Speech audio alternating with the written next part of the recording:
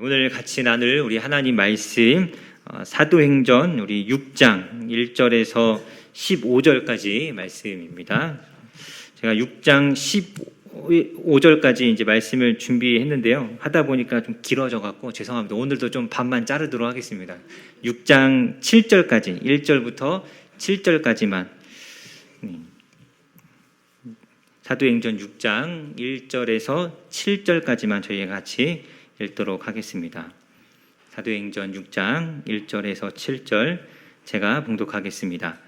그때 제자가 더 많아졌는데 헬라파 유대인들이 자기의 과부들이 매일의 구제에 빠짐으로 히브리파 사람을 원망하니 12 사도가 모든 제자를 불러 이르되 우리가 하나님의 말씀을 제쳐놓고 접대를 일삼는 것이 마땅하지 아니하니 형제들아 너희 가운데서 성령과 지혜가 충만하여 칭찬받는 사람 7을 택하라.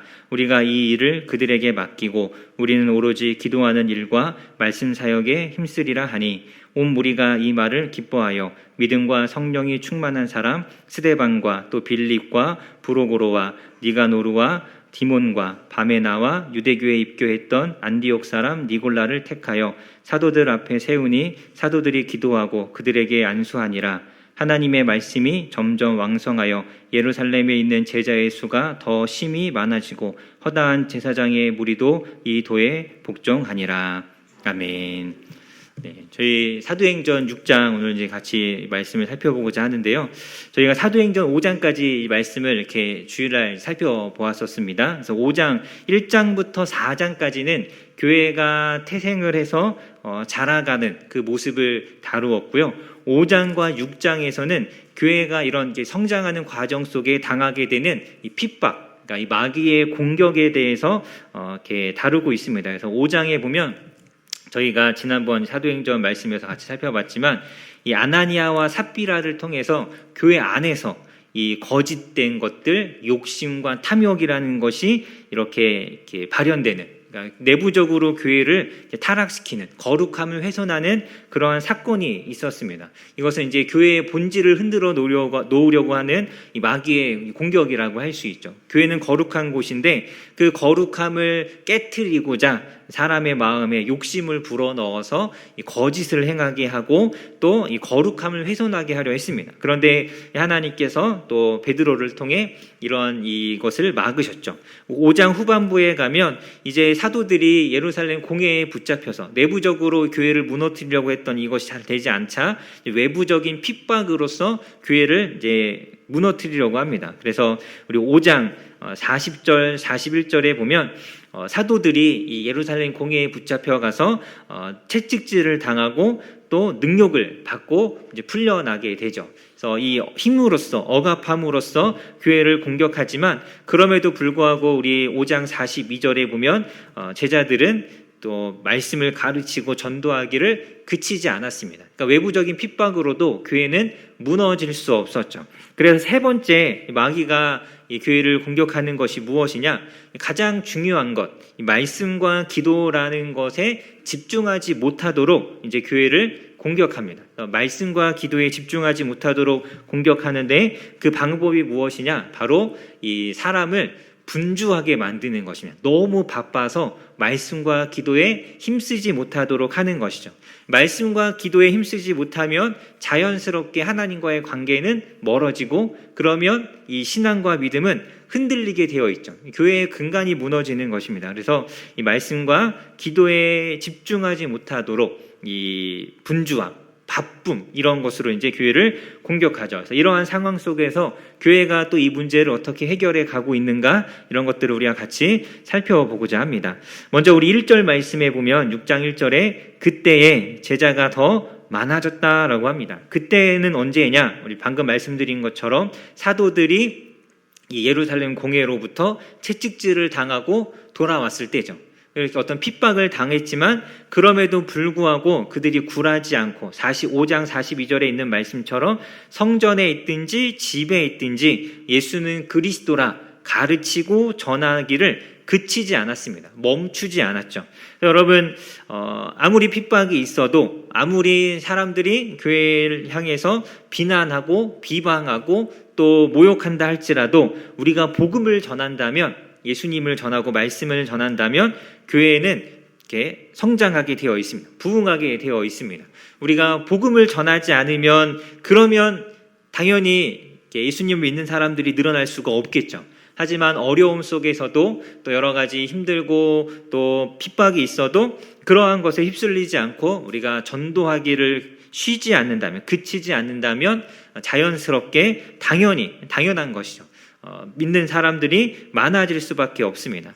오늘 6장 1절에 보면 단지 교인 수가 많아졌다라고 하지 않고 제자가 더 많아졌다라고 하죠. 그래서 교회에 오는 사람들은 줄어들 수 있어도 예수님을 믿는 사람들, 참된 제자는 계속해서 늘어날 수밖에 없습니다. 그래서 여러분, 이 사회적으로 요즘 좀 저희가 전도하기가 굉장히 어려운 때이죠. 그래도 제가 원주에 와 보니까 전도지 들고 나가니까 사람들이 그래도 기쁜 마음으로 막 받아주시더라고요. 너무 제가 놀랐던 게 물티슈 막 이렇게 나눠주고 전도하는데 고맙습니다 하면서 받으시는 분이 계시더라고요. 그래서 야, 너무 좋다. 서울은 가면 이렇게 막 물티슈 받아서 막 던지고 막 이게 별의별 사람들이 다 있는데 아직까지 원주는 그래도 너무 좋은 것 같아요. 그래서 전도하기 좋을 때 우리가 많이 해야 합니다. 나중에 막 전도지 받아갖고 막 집어 던지고 막 이런 사람 만나면 더 힘들거든요. 그래서 그 전에 우리가 더 열심히 전도해야 하고 또 그렇다 할지라도 우리가 복음 전하는 것을 멈추지 않아야 합니다. 여러분, 말씀을 들어야 그 안에 생명이 살아나게 되어 있습니다. 말씀을 듣지 않고 복음을 듣지 않고는 절대 영혼의 구원이라는 이 역사는 있을 수 없는 것이죠. 그래서 우리가 전도에 힘써야 합니다. 교회들이 많은 이 땅의 교회들이 점점 이렇게 약해져 가고 또 교회의 수도 줄어가고 성도의 숫자도 줄어가는 이때가 우리가 정말 전도하기 좋을 때죠. 점점 이렇게 그 전도하는 사람들이 줄어들잖아요. 더 많이 우리가 이 전도의 책임감을 가지고 더 많은 사람들에게 다가가서 복음을 전해야 할 때입니다. 또 특별히 이 교회의 숫자가 줄어들면서 이 믿음을 떠나서 방황하는 사람들이 사실 점점 더 많아지고 있습니다. 그래서 믿지 않는 사람들 전도도 해야 하지만 이 방황하는 사람들을 우리가 이제 다시 끌어와야죠. 끌어와야 될 사람이 너무나 많습니다. 그래서 여러분, 지금이 전도하기 가장 좋을 때이죠. 좋을 때이고 또 믿지 않는 사람들에게 또 복음을 전해서 또 그들을 하나님께로 인도하는 것도 우리가 쉬지 않아야 합니다. 그래서 전도하는 교회, 복음을 전하는 교회는 오늘 말씀에 있는 것처럼 이렇게 계속해서 늘어날 수밖에 없습니다. 여러분, 우리 이단들도 계속 늘어나잖아요. 신천지 보면 뭐 여기 원주도 그렇고 다른 데도 마찬가지지만 그렇게 번화가 이런 데 막 쫙 일렬로 쫙 서갖고 딱 맞춰 있고 막 그런 거 전도하는 거 보셨나요? 네, 엄청 열심히 전도하잖아요. 막 누가 막 신천지 어쩌고저쩌고 막 욕해도 아랑곳하지 않고 전도하죠. 우리 또 전도하다 보면 가끔 이렇게 책자 같은 거 이렇게 뭐 부스 세워놓고 책자 막 꼽아놓고 전도하는 안식일교도 있잖아요. 이단들도 끊임없이 전도합니다. 그들이 왜 자꾸 이단인데도 불구하고 왜 자꾸 늘어나느냐? 그들도 쉬지 않고 일하기 때문이죠. 그래서 여러분, 우리가 가진 건 진짜 생명을 살리는 복음인데 우리가 이것을 전하는 것에 있어서 이렇게 위축되거나 멈추지 않아야 합니다. 그리고 또 한 가지 오늘 6장은 아니지만 5장 42절 말씀에 보면 이 교회가 가지는 두 가지 형태에 대해서 우리가 살펴볼 수 있습니다. 5장 42절에 보면 날마다 성전에 있든지 집에 있든지 이 예수님을 가르쳤다라고 하죠. 이 교회는 믿는 사람들의 모임을 교회라고 합니다. 이렇게 세워진 건물이 아니라 이 안에 같이 모여서 하나님을 나누는 우리 모두가 다 교회인 것이죠. 믿는 사람들이 교회인데 그 모임, 그 교회의 형태가 초대교회에는 크게 두 가지가 있었습니다. 하나는 성전에 다 같이 모이는 이 대그룹 형태의 교회 모임이 있었고 또 하나는 각자 집에서 이렇게 3-5여 모여서 하나님을 예배하고 찬양하는 소모임 형태의 소그룹 형태의 이 모임이 있었죠. 그래서 교회를 형성하는 이 두 가지 이 형태가 있습니다. 큰 모임과 작은 모임이죠. 그래서 우리 보통의 교회들은 이제 다 같이 모이는 이 주일 오전 예배를 통해서 큰 모임을 하고 또 교회마다 이제 부르는 호칭은 다 다르지만 구역이든 셀 모임이든 뭐 목장 모임이든 작은 모임의 형태로서 또 이렇게 교회의 모임을 갖게 되죠. 이 두 가지가 다 있어야 합니다. 이 당시에 이 예루살렘 교회 성도들이 대략 혹시 몇 명이었을까요? 네, 수천 명. 네네네.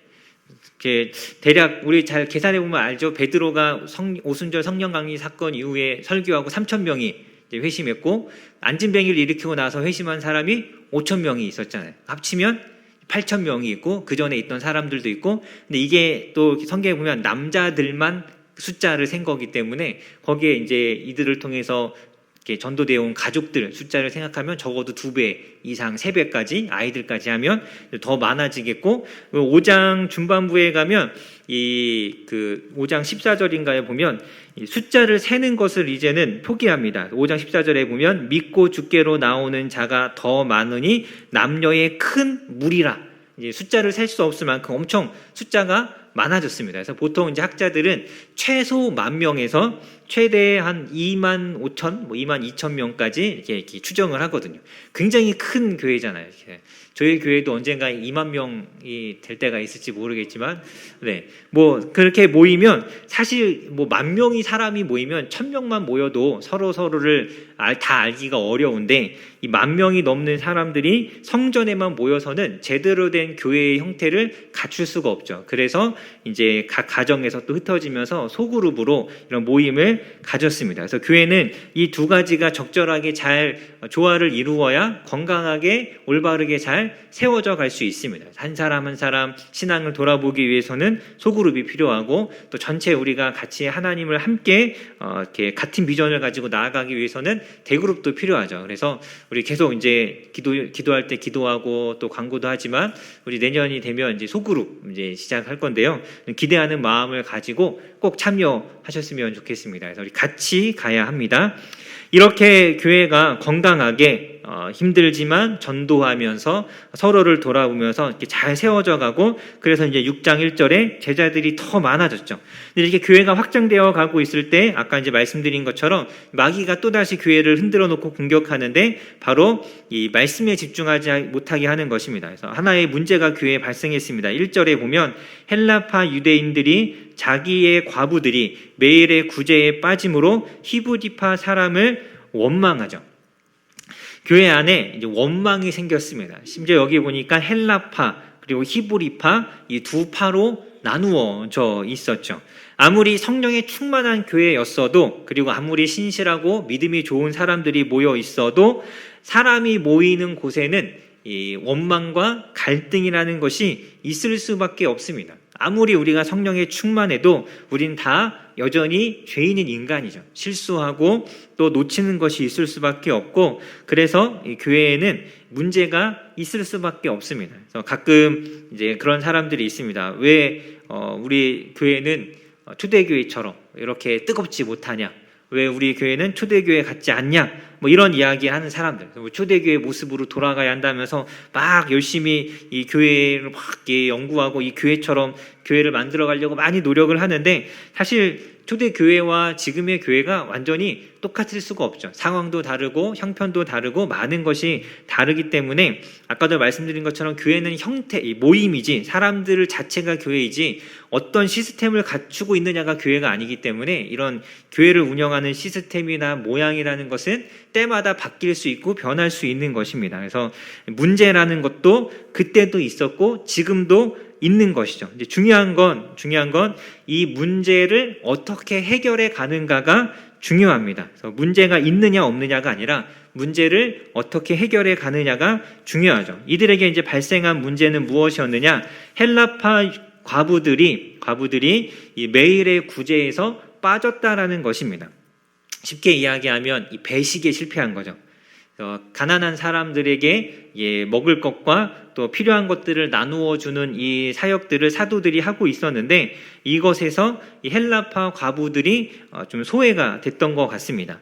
헬라파 유대인들은 이 헬라적인 문화적 배경을 가지고 있는, 그러니까 예루살렘이나 팔레스타인 지역에서 태어난 사람들이 아니라 아마 다른 이제 로마가 지배하고 있는 지역에서 디아스포라 유대인들 부모로부터 태어나서 예루살렘에 지금 와 있는 이 사람들인 것 같습니다. 것입니다. 그래서 헬라적인 문화와 헬라적인 언어와 이런 것들이 익숙한 사람들이고, 히브리파 사람들은 이 팔레스타인 지역, 예루살렘이 있는 팔레스타인 지역에서 태어나서 거기서 자라고 그것의 문화에 익숙한 사람들이죠. 그러니까 지금 예루살렘에 있으니까 히브리파 사람들에게는 여기가 이제 홈그라운드이고, 이제 헬라파 사람들에게는 여기가 약간 좀 낯선 곳이잖아요.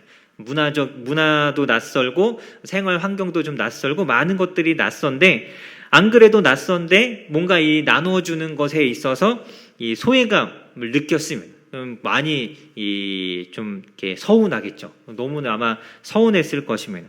그래서 이런 이 서운함, 이런 것으로 인하여서 서로를 향한 원망이 생깁니다. 이 원망이 생겼을 때 교회가 어떻게 하느냐? 사도들이 사람들을 불러 모아서, 해당되는 사람들을 불러 모아서 이 문제를 잘 할 수 있는 사람을 세움으로 이 문제를 해결해 가죠. 여러분, 만약 이 세상이라면, 어떤 조직에서 이러한 일들이 발생했다면 이 문제를 어떻게 해결했을까요? 오늘은 제가 질문하면 안 되는 날인 것 같습니다. 조용하시네요. 네. 아마 이 세상에서 이런 문제가 발생했다면 아마 배식 담당하는 그 담당자를 먼저 해고하겠죠. 너가 잘못했다 해고하고, 그리고 양을 늘리든 아니면 충분한 보상을 주든 함으로 인해서 이 문제를 해결하려고 했을 것입니다. 아니면 이런 문제를 제기하는 사람들을 권위로 눌러서 그런 게 어딨냐, 무마시키거나 조용히 시키거나 이렇게 하는 것, 이것이 이제 세상의 방법이죠. 그래서 예루살렘 공회도 이 사도들을 어떻게 다루었습니까? 핍박함으로, 채찍질함으로, 자신들의 권위로 그들을 억압했죠. 그런데 교회는 그런 세상적인 방법으로 문제를 다루지 않았습니다. 이 문제의 근원이 무엇인가를 찾아가기 시작한 것이죠. 2절 말씀 우리 같이 한번 읽어보도록 하겠습니다. 2절 말씀 같이 읽겠습니다. 시작. 12사도가 모든 제자를 불러 이르되 우리가 하나님의 말씀을 제쳐놓고 접대를 일삼는 것이 마땅하지 아니하니. 사도들이 가만히 살펴보니까 이 문제, 이 구제에서 헬라파 유대인들이 빠지는 이런 문제가 왜 발생했는가, 그 문제만 본 것이 아니라 이 문제가 왜 발생했는가를 살펴봤더니 자기들이 해야 할 일을 하지 못하고 이 다른 일, 이 구제하는 일에 힘쓰다 보니까 중요한 것을 놓쳐버렸습니다. 사도들이 발견한 문제는 무엇이냐? 단지 구제가 빵꾸난 것이 문제가 아니라 자신들이 말씀과 기도에 집중하지 않았다라는 것이 문제라는 것을 발견한 것이죠. 그래서 이 구제의 사역이 너무 많다 보니까 자신들이 해야 될 말씀과 기도의 사역이 우선순위에서 밀려났습니다. 그래서 이제 대안을 제시하죠. 3절과 4절에 보면 성령과 지혜가 충만한 사람 7을 택하여서 그 일을, 구제하는 일을 맡기고, 우리는, 사도들은 기도와 말씀 사역에 힘쓰겠다. 그렇게 해서 이제 5절에 보면 7 집사를 세우는데 스데반, 빌립, 브로고로, 니가노로, 디몬, 바메나, 안디옥 사람 니골라. 이 사람들은 이름이 다 헬라식 이름입니다. 아마 헬라파 유대인들이 이 일을 제기했기 때문에 헬라파 출신의 사람들로 이 일을 다 맡긴 것 같습니다. 6절에 보면 사도들이 그들에게 기도하고 안수하죠. 이 일을 할 수 있는 권위를 부여해 준 것입니다. 그렇게 함으로써 사람을 세우고 자기들은 자신들이 해야 될 이 본연의 일에 다시 돌아갑니다. 여러분, 이 말씀과 기도가 흔들리면 문제가 드러나게 되어 있죠. 그러니까 문제가 원래 있었어도 만약 이 말씀과 기도에 집중하고 있었다면, 사도들이 거기서 집중하고 그 말씀을 잘 가르치고 있었다면 어쩌면 문제에 대해서 이것이 문제입니다라고 말은 하지만 그것에 대해서 원망하지는 않을 수도 있었습니다. 그러니까 원망하는 것과 문제를 제기하는 건 다른 것이잖아요. 하나님의 은혜가 충만했다면, 말씀과 기도로 깨어 있었다면 이것이 문제인 것 같습니다. 이것을 우리가 바로 잡아야 합니다. 이건 필요한 이야기죠. 이게 해야 하는 이야기입니다. 그런데 그것 때문에 파가 나뉘어서 서로를 원망하고 미워하는 일은 없었을지도 모릅니다. 사도들이 가만히 봤더니 이것도 잘못인데 원망이 일어나고 서로를 향한 불신이 쌓여가는 것이 어디에서 비롯됐느냐? 정말 중요한 이 말씀과 기도가 사라졌기 때문인 것이죠. 그래서 여러분, 우리가 신앙생활함에 있어서 정말 중요한 것은 말씀과 기도에 집중하는 것입니다. 우리가 아무리 바빠도 내가 하나님 말씀을 묵상하고 또 기도하는 이것은 놓치지 않아야 합니다. 이것을 계속 우리가 갖고 있어야 어떤 어려움이 생기거나 문제가 생겼을 때 물론 그 문제를 해결하기 위해서 이것을 이야기하는 건 당연한 것이고, 그것 때문에 누군가를 원망하거나 미워하거나 혹은 이렇게 실망하거나 낙심하는 일에서 우리 자신을 지킬 수 있죠. 우리 교회에서 가장 무서운 걸 그렇게 표현하는 분들이 있더라고요. 섭섭마귀가 가장 무섭다고. 마음이 토라지고 섭섭함을 느끼면 그것이 좀 돌이키기가 힘든 것이죠. 그러니까 말씀과 기도로 우리의 마음을 잘 지켰다면 우리가 이런 이 서운함, 섭섭함, 원망, 불평, 미움으로부터 우리 자신을 지켰을 텐데 그러지 못한 것입니다. 그래서 우리가 다시 말씀과 기도에 집중하겠다. 너희에게 말씀을 가르치고 전하고 또 우리가 기도하는 것, 여기에 우리는 집중하겠다라고 사도들이 이 대안을 제시합니다. 그래서 여러분, 우리가 신앙생활함에 있어서 교회가 또 우리의 삶이 너무 바쁘거나 분주하지 않아야 합니다. 너무 바빠서 기도를 내가 놓쳐버리고 너무 바빠서 말씀 묵상을 하지 못하는 것, 이것은 사실 우리의 어떤 신앙의 근간을 흔드는 가장 위험한 것입니다. 위험한 것. 그래서 아무리 바빠도 말씀과 기도를 우선순위를 두고 우리가 그것을 지켜나가야 하죠. 그래서 우리를 분주하게 만드는 것, 그것이 이 마귀의 전략입니다. 우리 책도 있잖아요. 다 한 번씩 들어보셨을 텐데 너무 바빠서 기도합니다. 바쁘고 분주할수록 더 기도에 힘써야지만 이 죄의 유혹에 빠지지 않을 수 있습니다. 그래서 내가 말씀 생활, 말씀을 공부하고 또 묵상하는 것, 또 기도하는 것, 이것에 내가 얼마나 잘하고 있는지, 못하고 있다면 왜 못하고 있는지를 살펴야 합니다. 내가 다른 일에 너무 바빠서 이것을 놓치고 있다면 내 삶을 이렇게 조절해야 합니다. 이것을 우리가 좀 다른 말로는 절제라고 하죠. 해야 할 것만 하고 하지 않아도 되는 것은 인내하고 참아내면서 정말 해야 될 중요한 말씀과 기도에 집중하는 것, 이것이 이제 절제의 생활인데 우리가 이것을 놓치지 않도록 힘써야 합니다. 여러분, 어떻게 말씀과 기도 생활을 잘하고 계신가요? 네, 잘 하셔야 됩니다. 네, 잘 하셔야죠. 내 삶에 있어서 꼭 필요한 것이 무엇인지를 살피고 그것은 해야겠지만 그 외의 것들이라면 말씀과 기도 생활을 먼저 하고 그리고 나서 다른 것을 우리가 함으로 인해서 우리의 신앙과 믿음을 지켜가야 하죠. 그래서 우리 단적인 예지만 토요일날 밤늦게까지 막 이렇게 바쁘고 분주하게 막 뭔가를 하는 것들은 주일날 우리가 하나님을 예배하는 데 있어서 굉장히 방해가 되는 것이죠. 그래서 마귀가 우리를 이렇게 넘어뜨리는 가장 좋은 방법이잖아요. 토요일날 저녁에 국가대표 축구 경기 한일전 딱 넣어놓으면 막 새벽 1시다 이러면 사람들이 이제 그 다음날 다 교회 와서 막 꾸벅꾸벅 졸고 있고, 이러한 것들을 우리가 조심해야 합니다. 내 스스로가 자기 자신을 잘 지켜야 합니다. 그래서 토요일 저녁에 너무 늦게까지 이렇게 다른 것, 굳이 하지 않아도 되는 것들을 하거나 TV를 보거나 인터넷을 하거나 친구들을 만나서 놀거나 이러한 것들은 우리가 절제해야죠. 이것뿐만 아니라 매일의 기도 시간과 매일의 이 말씀 시간을 지키기 위해서 그것을 흔드는 생활 습관들을 조절해야 합니다.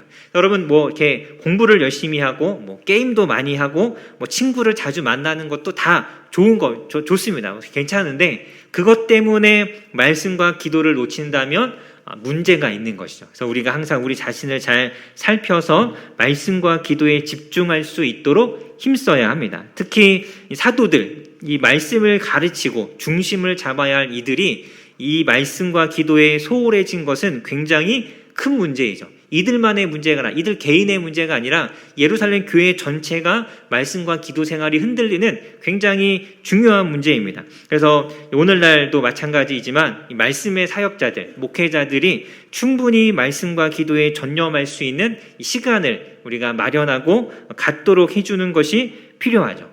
감사하게 이제 저는 여기 와서 다른 거 하는 거 거의 없이 이제 말씀 연구, 설교 준비 이런 것만 하고 있어서 너무 감사한데, 부교육자로 사역하다 보면 정말 교회의 온갖 잡다한 일들을 다 다 해야 되거든요. 찬양 인도도 하고 행정도 하고 뭐 문서도 만들고 어디 공문 보내면 공문도 만들고 일주일 동안 그 교회가 한 일을 또 다 문서로 그 왜 정리하는지 모르겠습니다. 막 다 정리해서 막 차곡차곡 쌓아놔야 되고 그러면 또 하다가 또 교회 청소도 하고 또 나가서 전도도 해야 되고 또 가서 차량 운행도 해야 되고 뭐 교회 물건 들어오면 물건도 날라야 되고 네.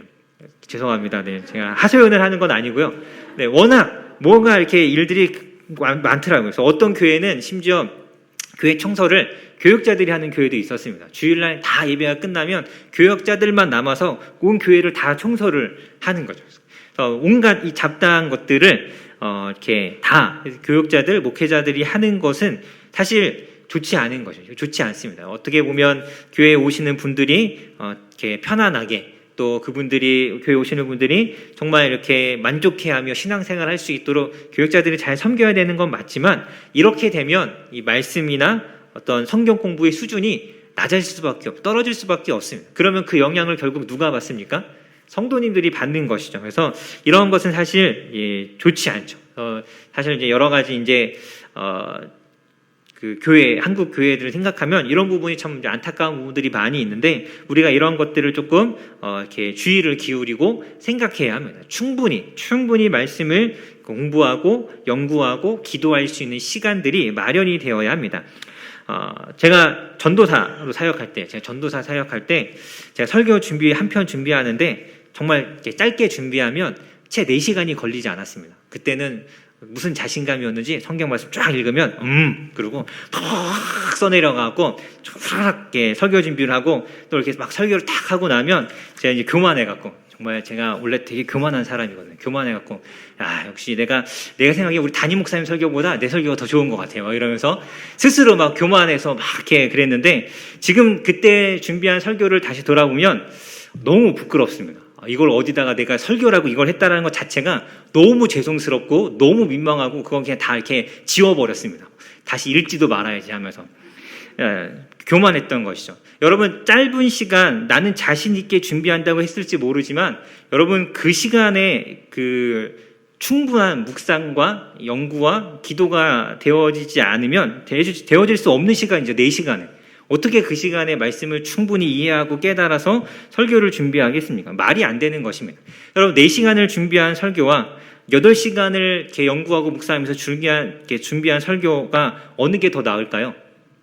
네, 당연히 오래 준비하고 묵상한 게 더 나은 것이 훨씬 더 좋을 수밖에 없습니다. 하루를 묵상하고 연구한 것과 이틀을 준비한 건 또 다를 수밖에 없잖아요. 그래서 충분한 시간들이 필요합니다. 그래서 목회자들에게 이런 어떤 성경 연구, 말씀과 기도에 집중할 시간이 필요하다면 성도들도 마찬가지입니다. 성도들에게도 충분한 말씀에 대해서 되짚어보고 공부하고 또 그것을 가지고 기도할 수 있는 그러니까 이 먹은 말씀을 소화하기 위한 충분한 시간이 필요합니다. 그래서 우리 이제 제가 종종 이제 말씀드렸지만 이렇게 유튜브에 막 설교를 많이 듣는 게 마냥 좋은 것은 아니다. 이제 이런 말씀 제가 자주 드리는데 물론 자꾸 들으면 좋은 것 같고 또 다른 거 듣는 것보다 그게 좋을 수도 있지만 많이 듣는다고 해서 그것이 다 내 것이 되는 것은 결코 아닌 것이죠. 이 말씀을 들을 때 이 말씀이 내 것이 되어서 이것이 내가 말씀을 삶으로 살아내기까지 요 단계까지 가야 되는데 자꾸 이렇게 우리는 너무 많은 설교들을 듣기만 하다가 끝나버리는 것이죠. 이 들은 말씀이 잘 적용이 되지 않고 사라지지가 않습니다. 그래서 우리 야고보서 1장 22절에 이런 말씀이 있습니다. 너희는 말씀을 행하는 자가 되고 듣기만 하여서 자신을 속이는 자가 되지 말라. 듣기만 하고 그것이 삶으로 나타나지 않는 것은 스스로 자기를 속이는 것이죠. 내가 많이 들었으니까 또 뭔가 많이 알고 있는 것 같으니까 내가 신앙이 좋다라고 생각하지만 그것이 삶으로 나타나지 않는 것은 신앙이 아닙니다. 단순한 지식에 불과한 것이죠. 그래서 말씀을 들었다면 이 들은 말씀을 잘 소화해서 내 것으로 만드는 이 충분한 묵상의 시간들이 성도님들에게도 필요합니다. 여러분 우리 배탈이 나면 이 먹고 나서 다시 죄송합니다. 더러운 얘기라서 좀 죄송한데 다시 나오기까지 얼마나 걸릴까요? 금방이잖아요. 먹으면 바로 나오잖아요. 배탈이 나면. 여러분, 들어간 것이 충분한 어떤 소화의 시간을 갖지 않고 바로 나온다면 그만큼 몸으로 흡수되지 않은 것입니다. 제가 장이 좀 안 좋았어서 갖고 어렸을 때부터 고생을 많이 해서 배탈이 자주 났었거든요. 제가 잘 압니다. 먹으면 그대로 다 나오거든요. 소화가 거의 안 되고 다 나오는데 아무리 많이 먹어도 소화가 되지 않는 것은 내 것이 아니죠. 그냥 다시 이렇게 흘려가 버리는 이렇게 배설물, 쓰레기가 되는 것과 다를 바가 없습니다. 교회들마다 주일 예배, 수요 예배, 금요 예배, 새벽 예배, 주일 저녁이나 오후 예배, 많은 설교들, 많으면 11편에서 10편, 9편까지의 설교가 한 교회에서 매주 이렇게 설교가 되어지고, 인터넷에 들어가면 정말 그 수많은 목사님들이, 수많은 교회들이 매주 10편씩 쏟아냈던 설교가 매일매일 쌓여 있잖아요. 그래서 유튜브에 설교를 올리는 교회가 100교회다. 그러면 그들이 일주일에 10편씩만 올려도 한 주에 1000편의 설교가 올라옵니다. 하루에 내가 10편씩만 들어도 다 못 들을 만큼 수많은 설교들이 올라오는데, 그걸 다 듣는 것이 결코 좋은 것이 아닙니다. 아무리 많이 먹어도, 이거 먹고 저거 먹고 다 먹어도 내가 소화할 수 없으면 다 그냥 이렇게 흘려 지나가는 것이죠. 그래서 중요한 것은 들은 말씀을 내 것이 되도록 내가 소화하는 것, 이것을 충분히 묵상하는 것, 이것이 필요하죠. 그래서 여러분, 설교라는 것을, 말씀을 소비하지 않아야 합니다. 막 먹고 치우는 이런 소비적인 형태가 아니라 생산적이어야죠. 말씀을 들었으면 이것이 뭔가 내게 남아서 영양분이 되어야 합니다. 내 삶이 바뀌고 변화가 내 안에 일어나야 하는 것입니다. 그래서 우리 고린도전서 14장 19절 말씀에 이런 말씀이 있습니다. 교회에서 내가 남을 가르치기 위해서 깨달은 마음으로 5마디 말을 하는 것이 1만 마디 방언으로 말하는 것보다 나으니라. 1만 마디 방언을 하는 것보다 내가 깨달은 말 5마디 하는 것이 훨씬 더 낫다라는 것이죠. 그것이 유익한 것입니다. 그래서 여러분, 우리가 말씀을 들었다면, 또 읽었다면, 묵상을 했다면 깨달아야 합니다. 이 말씀의 뜻이 무엇인지, 내가 이 말씀대로 살아가려면 어떻게 해야 하는지, 이것이 분명해야 내가 그 말씀을 또 다른 사람들에게 이야기해 줄 수 있는 것이죠. 우리 그렇게 많은 이 설교들이 교회에서 행해지는데, 선포되어지고 행해지는데, 왜 이렇게 이 한국 교회는 힘이 없고 무기력하고, 심지어 이단을 만나도 제대로 이렇게 얘기조차 하지 못하는 사람들이 왜 이렇게 많습니까?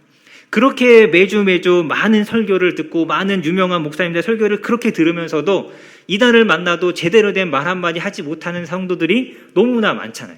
듣기만 해서 우리의 신앙이 자라갈 수 있다면 이러지 않아야 하는데, 듣기만 하는 것으로는 우리의 신앙이 자라가지 못하기 때문에 이렇게 되는 것입니다. 그래서 말씀을 충분히 묵상하고 다시 한번 되씹어 보면서 내가 어떻게 살아야 하는지, 이 말씀의 의미가 무엇인지를 분명하게 알아가는 것, 그것이 필요합니다. 그래서 여러분, 우리 원일교회는 이 말씀을 충분히 묵상함으로써 이 자신의 것으로 잘 소화하실 수 있기를 간절히 소망합니다. 그래서 여러분, 우리가 말씀을 이렇게 하나하나, 여러분 많이도 필요 없습니다. 한 주에 한 절만이라도 제대로 이해하고 소화한다면 사실 그것만으로도 너무 놀라운 것이죠. 52주니까 한 주에 한 절만 소화해도 1년이면 52절의 말씀을 가지고 내가 누구를 만나도 어떻게든 이 말씀에 대해서 설명해 줄 수 있다면, 여러분, 그러면 너무나 그 자체가 얼마나 대단한 것입니까?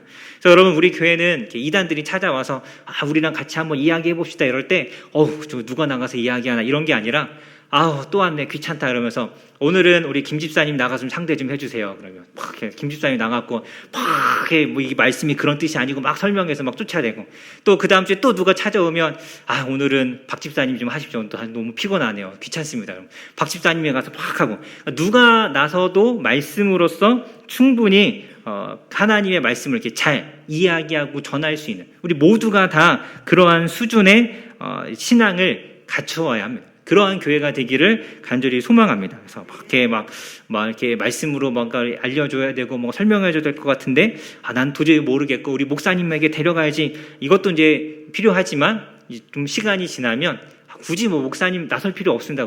목사님은 그냥 가만히 계십시오. 저희가 알아서 하겠습니다. 이러한 이 수준, 이러한 이 말씀을 잘 아는 사람들이 되어야 합니다. 그래서 여러분, 말씀을 충분히 많이 들으시고 많이 들은 만큼 다 소화할 수 있다면 많이 들으셔도 괜찮습니다. 근데 정말 이왕이면 듣고 있는 시간에 듣기만 하는 것이 아니라 앉아서 생각하고 묵상하고 또 지난 우리 이렇게 주일날 선포되어지는 말씀들을 다시 한번 생각해 보면서 정말 내가 이 말씀의 의미가 무엇이고 내가 어떻게 해야 되는지를 좀 더 분명하게 알아가시는 우리 언일교회 성도님들 되시기를 간절히 소망합니다. 이렇게 이제 일을 나누어서 분별을 이렇게 했는데, 이렇게 이제 일을 나눌 때 일꾼을 세우는데 일꾼을 세우는 기준이 있습니다. 우리 3절 말씀을 같이 한번 읽어보도록 하겠습니다. 3절 말씀 같이 읽겠습니다. 시작. 형제들아, 너희 가운데서 성령과 지혜가 충만하여 칭찬받는 사람 7을 택하라. 우리가 이 일을 그들에게 맡기고. 사람을 세우는데 어떠한 사람을 세웠느냐? 성령과 지혜가 충만한 사람. 하나님의 일을 하는 데 있어서 성령에 충만하지 않으면 이제 금방 지치겠죠. 하나님께서 주시는 힘으로 해야 하는데 자기의 힘으로 하다 보면 금방 지칠 수밖에 없습니다. 또 하나님의 일을 하는 데 있어서 지혜가 없다면 원망과 불평이 생길 수밖에 없습니다. 지혜롭게 잘 조화롭게 해야 되는데 그것이 되지 않으면 이런 원망과 불평이 생길 수밖에 없죠. 때로는 관계가 깨어지기도 합니다. 그래서 하나님의 일을 할 때는 성령의 충만함과 또 지혜, 이 두 가지가 다 필요하죠. 그래서 우리 그 뒷부분에 조건이 붙어 있기를 성령과 지혜가 충만하여서 칭찬받는 사람, 누구나 다 인정하고 누구나 다 인정하는 그러한 사람들이 하나님의 일꾼으로 세워집니다. 그래서 여러분, 우리가 하나님의 사람으로 이 땅을 살아가는 데 있어서 이 두 가지, 성령의 충만함과 지혜가 다 있어야 합니다. 그러니까 이렇게 다르게 표현하면 성령에 충만하다고 해서 기도를 열심히 하고 막 은혜가 넘친다고 해서 꼭 지혜로운 것은 아니라는 것이죠. 이 두 가지는 다른 것입니다. 이 두 가지가 다 있어야 하죠.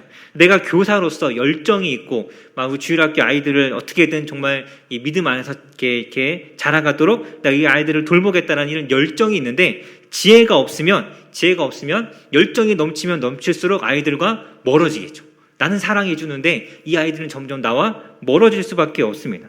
교육자들 마찬가지, 목사님들도 마찬가지입니다. 설교는 참 잘하시는데 성도님들하고 관계가 잘 안 되거나 뭔가 일을 하는 데 있어서 지혜가 없어갖고 다른 사람을 자꾸 힘들게 하는 경우, 이런 경우들이 분명 있습니다. 그래서 하나님의 일을 함에 있어서는 이 두 가지가 꼭 필요한 것이죠. 꼭 필요합니다. 그래서 기도도 열심히 하고 성경도 열심히 읽으면서 또 한편으로는 하나님으로부터 오는 지혜가 필요합니다. 그래서 여러분은 어떻게 이 성령과 지혜에 이렇게 충만한 이렇게 이런 삶을 살고 계십니까? 네, 오늘 질문을 하면 안 되는데, 네.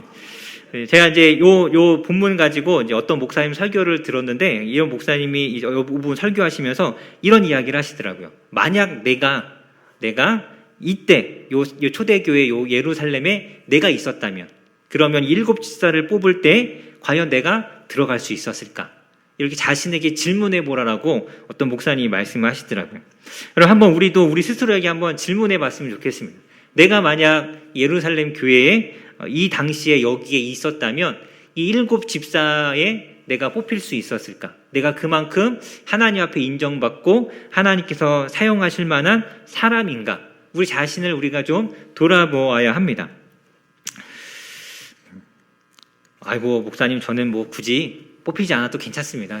저는 그냥 조용히 있다가 그냥 조용히 사라지겠습니다. 그러니까 이런 마음이 아니라 정말 우리 하나님의 사람으로 이 땅을 살아간다면 정말 이 성령과 지혜가 충만해서 내가 하나님의 일을 해보겠다. 이제 이런 마음들을 가지고 우리가 이 땅을 살아가야 하는 것이죠. 그래서 여러분, 오늘 우리가 이 사도행전 우리 이 말씀을 보면서 이 교회의 문제를 어떻게 해결해 갔는가, 이런 것들을 살펴봤는데요. 마지막 7절에 보면 이렇게 일꾼들을 세우고 그들에게 일을 맡기고 사도들이 말씀과 기도에 집중했더니 7절 다시 한번 같이 읽어보겠습니다. 시작. 하나님의 말씀이 점점 왕성하여 예루살렘에 있는 제자의 수가 더 심히 많아지고 허다한 제사장의 무리도 이 도에 복종하니라. 아멘. 여러분, 교회가 부흥하고 성장하는 것 다른 것이 없습니다. 말씀과 기도에 집중하는 것이죠. 오늘날 이 교회들이 정말 부흥을 위해서 여러 가지로 많이 애쓰고 수고합니다. 방법들을 많이 찾죠. 그래서 기독신문 같은 데 보면 종종 이제 그런 게 있습니다. 필승, 교회 부흥을 위한 필승 전략, 교회가 성장하는 7가지 비결이라는 막 이런 제목들, 그런 비결이 있는지는 잘 모르겠지만 7가지나 되는지 잘 모르겠지만 한 가지 확실한 건 말씀과 기도에 집중하고 우리가 끊임없이 전도할 때 교회는 자라간다라는 것이죠. 그러니까 다른 것에 우리가 막 애쓸 필요가 없습니다. 제가 아는 어떤 교회는 제가 이제 이야기하지만 그 교회도 되게 훌륭한 교회고 그 목사님 너무 훌륭한 분이세요. 정말 대단한 분이신데 정말 특이한 교회를 제가 본 적이 있습니다. 그래서 매주 때로는 이렇게 매달 이 강대상이 이렇게 싹 바뀝니다. 그래서 이렇게 가을 되면 뒤에 이렇게 그 현수막으로 뭐 이렇게 가을 단풍 떨어진 나무를 놓는 게 아니라 진짜 나무를 갖다 놔요. 이렇게. 진짜 단풍 떨어지는 나무를 이렇게 갖다 놓고 그 옆에 이렇게 가을 분위기 나는 벤치 이렇게 있잖아요. 쫙 하나 갖다 놓고 강대상이 없습니다. 그리고 이제 담임 목사님이 그 가을 분위기가 물씬 나는 그 트렌치 코트 딱 이렇게 입으시고 다리 하나 이렇게 꼬고 벤치에 딱 이렇게 앉아 계시다가 무릎에 이렇게 손을 이렇게 딱 이렇게 올려놓고 이렇게 앉아 계시다가 이제 조명이 설교 시간이 딱 시작되고 조명이 쫙 비치면 목사님한테 조명이 쫙 비치면 천천히 이렇게 일어나시면서 막 이렇게 막 이 가을의 풍경이 어떠고 막 이런 얘기를 막 하시면서 제가 이제 뭐 이렇게 우스갯소리로 이렇게 이야기하지만 그 목사님 정말 대단한 분이시거든요. 너무 좋으신 분입니다. 근데 이제 그런 어떤 이런 식으로 이렇게 막 이렇게 보면 그냥 그 자체로 너무 놀랍잖아요. 막 이렇게 때로는 그것 때문에 감동받는 분들도 있고. 근데 이런 것을 한다고 해서 교회가 부흥하는 건 아니죠. 그렇게 한다고요. 제가 뭐 여기다가 우리 뭐 가을 나무 갖다 놓는다고 갑자기 그 다음 주 여기 100명이 더 앉고 막 이런 건 아니잖아요. 그래서 교회가 자라고 성장하는 건 이 말씀에 있는 것입니다. 우리가 얼마나 하나님께 집중하고 또 열심히 영혼 구원을 위해서 수고하는가. 그래서 여러분 우리가 물론 이제 꼭 우리 교회 성장만을 위해서 우리가 그래야 되는 것은 아니지만 하나님께서 우리에게 땅끝까지 이르러 증인이 되라 하셨고 이렇게 제자를 삼아 아버지와 아들과 성령의 이름으로 이렇게 성령 세례를 주라 말씀하셨잖아요. 우리 그 말씀대로 살아가기 위해서 정말 내가 충분히 준비되어 있는가, 말씀에 집중하고 있는가, 우리 자신을 돌아보면서 하나님께서 기뻐하시는 믿음의 사람으로 하나님 앞에 쓰임 받으시기를 간절히 소망합니다.